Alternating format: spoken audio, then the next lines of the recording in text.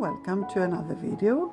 This is Eleni and today I'm going to try out some new matte acrylics that I recently purchased from Jane Davenport. They are called Joyful GessOh and they come in many beautiful colors, as you will see later on. As many of you know, I paint my journal covers when I'm done with all the pages in them, but I draw a pair of eyes or a face with colored pencils on the front cover from the very beginning, so I know which side is up. Usually I cover up that face when I work on the cover, but this time I love it so much that I'm gonna keep it. So in this video you will follow my process of completing the front side of this journal that is made out of unprimed canvas. Also stay tuned for the video where I paint the back side of it, because that will also include a flip through of the journal.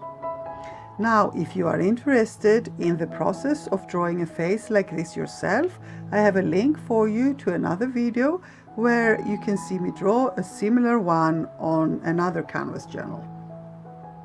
Hope you enjoy my process, and if you have any questions, don't hesitate to leave them below.